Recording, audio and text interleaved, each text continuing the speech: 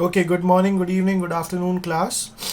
हमने previous lecture में cover किया कि स्ट्रॉन्ग और वीक इलेक्ट्रोलाइट्स के एग्जांपल्स क्या हैं और वो कैसे डिसोशिएट होते हैं और कैसे आयंस बनाते हैं।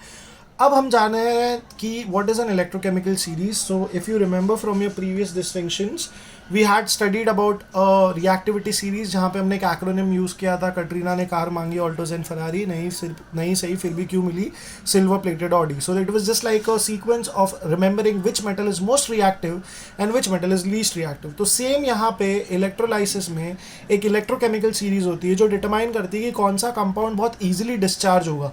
अब डिस्चार्ज एक बहुत कंफ्यूजिंग कॉन्सेप्ट है, तो यहाँ पे उसका मतलब क्या, हम पहले उसको ज़रा अच्छे से समझेंगे, फिर we'll move further. Now, if you look carefully through to the definition, depending upon the ease with which metals lose their electron and form ions, they are arranged in a series known as metal activity series और electrochemical series। मतलब इनका कहने का तात्पर्य क्या है कि depending कि कितने आसानी से एक मेटल अपना इलेक्ट्रॉन लूज करके कटायन बना सकता है, तो depending on that they are known as the metal activity series और इलेक्ट्रोकेमिकल सीरीज। तो जो मेटल सीरीज के एकदम ऊपर होते हैं, which are at the top of the series, metal which ionize most readily and are included at the top of the series are metals which are the most reactive. इसमें क्या होता है, metal अपना खुद का इलेक्ट्रॉन बहुत readily loose करता है और उससे पॉजिटिव आयन बनाता है। यहाँ पे एग्जाम्पल हमने पोटाशियम का लिया है। यहाँ पे हमें समझना क्या है, what we need to understand is that metals which ionize most readily, for a metal to ionize easily it must be difficult to discharge. इसका मतलब क्या हुआ, अब आप ऐसा समझ लीजिए कि अगर कोई क्रिमिनल है और उसको बहुत बड़ा क्राइम करना है, तो उसका मेन एजेंडा क्या होगा कि वो कभी पुलिस से पकड़ा ना जाए। तो सिमिलर चीज़ हमें यहाँ पे अप्लाई करनी है कि किसी भी मेटल को अगर सबसे ज़्यादा कटायंस बनाने हैं, तो उसका प्राइमरी एम ये रहेगा कि मैं अपने इलेक्ट्रॉन्स लूज करूँ बट गेन करके वापस स्टेबल ना हो पाऊँ। I hope you are trying to understand कि यहाँ पे हमने क्या बोला है, for a metal to ionize easily it must be difficult to discharge. मतलब डिस्चार्ज होने का मतलब क्या होगा, जब ये potassium K plus will gain an electron and again become a neutral potassium atom, इसका मतलब होता है डिस्चार्ज होना, कि मतलब उसने अपने खुद के चार्ज को लूज कर दिया, जिसकी वजह से वो क्या हो गया, डिस्चार्ज हो गया।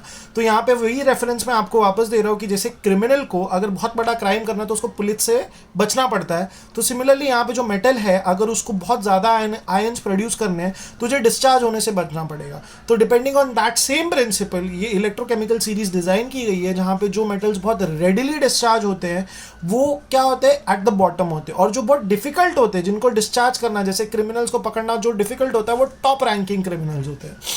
अब यहाँ पे देखते क्या होता है। अब दूसरा सीरीज क्या है, ये तो हमने टॉप वाली सीरीज की बात की। अब जो दूसरे मेटल्स जो बॉटम ऑफ द सीरीज पे क्या है, अब इनका क्या है, metals which ionize least readily are included at the lower end of the series. Metal जो लूज इलेक्ट्रॉन करते with great difficulty to form positive ions. अब डिफरेंस क्या हुआ देखिए, ये मेटल्स को अपना खुद का स्टेट, बैलेंस स्टेट इतना पसंद है कि इनको अपने इलेक्ट्रॉन्स देने ही नहीं है, जिसके कारण इनसे इलेक्ट्रॉन्स एक्सेप्ट करवाना बहुत आसान हो जाता है। तो that is the reason why they don't want to risk it, they don't want to risk the fact कि मतलब मेरे इलेक्ट्रॉन्स लूज हो रहे हैं। इसके वजह से फॉर एग्जांपल Cu2+ को 2 इलेक्ट्रॉन्स गेन करा के Cu solid banana is very easy because this element is ready to discharge itself with that concept। तो हमें यहाँ पे क्या ध्यान रखना है, इलेक्ट्रोकेमिकल सीरीज में 2 मेटल्स होते हैं, एक टॉप पे होते हैं और एक बॉटम पे होते हैं।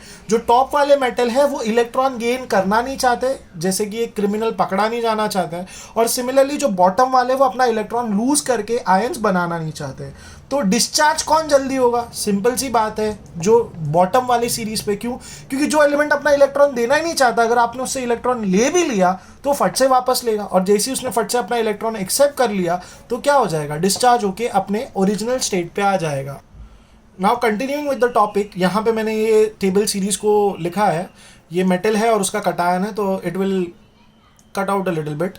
तो अभी जो सबसे ऊपर है, मैंने क्या लिखा था, जो सबसे डिफिकल्ट है, जिनको पकड़ना डिफिकल्ट है, वो बहुत डिफिकल्टली मतलब they will be very difficult to discharge. वेराज जो नीचे हैं, जिनको अपना इलेक्ट्रॉन लूज नहीं करना, वो क्या होंगे, बहुत इजीली डिस्चार्ज हो जाएंगे। तो यहाँ पे क्या मेंशन किया है, positive ions cations discharge at cathode by gain of electrons. तो इसके अंदर क्या होता है, the tendency of cations to get reduce at the cathode increases on descending the electrochemical series. मतलब जैसे जैसे हम इलेक्ट्रोकेमिकल सीरीज में नीचे की तरफ आ रहे हैं, तो मेटल्स अपने आप को डिस्चार्ज करना उतना प्रेफर करते हैं। तो जैसे हमने एक रिएक्टिविटी सीरीज में देखी है कि पोटेशियम सबसे रिएक्टिव एलिमेंट है, तो वो अपना इलेक्ट्रॉन गेन करके न्यूट्रल या डिस्चार्ज नहीं होना चाहता है, and that is a simple reason why it will not discharge easily. मतलब अगर पोटेशियम और कॉपर एक रिएक्शन में आए, इलेक्ट्रोकेमिकल रिएक्शन रिएक्शन में आए तो पोटेशियम सोल्यूशन में रहना प्रेफर करेगा, वेरएस कॉपर क्या करेगा, एनोड से जाके इलेक्ट्रॉन गेन करके वो अपने आप को बैलेंस कर लेगा। तो इससे हमें क्या पता चला, मैं वापस रिपीट कर रहा हूँ, जो एलिमेंट की जो top of the table exist करते हैं ये ऐसे एलिमेंट है जो डिस्चार्ज होना प्रेफर नहीं करते, दे डिस्चार्ज विथ मोस्ट डिफिकल्टी। ये वो इलेक्ट्रॉन नहीं गेन करेंगे, कहाँ से, कैथोड से, क्योंकि कैथोड नेगेटिवली चार्ज होती है। वेर एज जो बॉटम पे यानी कि जो सिल्वर जैसा एलिमेंट है जो बॉटम पे, the moment you form a charge और जैसे आपने उसको सिल्वर सोल्यूशन को कहीं पर डिजोल्व किया, वो जैसे कैथोड के कॉन्टैक्ट में आएगा वो सबसे रेडिली रिड्यूस होगा। तो इसका स्टडी, इसका एप्लीकेशन क्या है, सपोज लेट्स से मेरे पास एक रिएक्शन है जहां पे कॉपर और हाइड्रोजन आ गए, ठीक है। तो लॉजिक क्या बोलता है कि कैथोड पे, that is basically at the negatively charge electrode, कौन रिड्यूस होना प्रेफर करेगा, कॉपर। क्यों, क्योंकि कॉपर हाइड्रोजन के नीचे आता है and it will be discharge most easily. और मैं वापस रिपीट कर रहा हूँ, डिस्चार्ज होने का मतलब क्या होता है, जब copper 2+ will gain 2 electrons, gaining of electrons का मतलब होता है डिस्चार्ज, तो वो क्या होगा, वो कॉपर सॉलिड बन जाएगा, मतलब इसने अपने चार्ज को खुद से डिस किया है, मतलब डिसोन किया है, जिसकी वजह से क्या हो गया, वो डिस्चार्ज हो गया। तो element eight the top is very difficult to discharge, element at the bottom is very easy to discharge. Now again coming to the same principle, ये तो हमने देखा for cations. If we come to the anion series, the same principle is validated. यहाँ पे sulphate, nitrate, chloride, bromine, iodine and hydroxyl ions है। तो यहाँ पे हम कैसे देखेंगे, देखो जो सबसे टॉप पे जैसे सल्फेट आयन है, ये डिस्चार्ज बहुत डिफिकल्टली होंगे, ये रिएक्टिव हैं, तो ये अपने आप को जाके कहीं पे सरेंडर नहीं करेंगे, they will discharge with the most difficulty. Whereas जैसे हाइड्रोक्सिल आयन है, OH- है, they will readily discharge themselves, वो खुद से जाएगा, इलेक्ट्रॉन डोनेट करेगा, इलेक्ट्रॉन डोनेट करने के बाद वो खुद एक स्टेबल कंपाउंड फॉर्म करने की कोशिश करेगा। नेगेटिव आयंस और anions discharge at anode by the loss of electron. Mind you, जो हमारे कैटायन बनते हैं वो कैसे बनते हैं, by gain of electrons discharge होते हैं। वो यहाँ पे क्या हो रहा है, जो कॉपर है वो क्या कर रहा है, फॉर एग्जाम्पल यहाँ पे जो कॉपर है वो क्या कर रहा है, इलेक्ट्रॉन गेन करके डिस्चार्ज हो रहा है। और यहाँ पे जो हमारी स्पीशीज है वो क्या करती है, वो इलेक्ट्रॉन लूज करती है। कैसे, अब जैसे कि मेरे पास OH- है, तो OH- if it loses 1 electron it becomes what, hydroxy.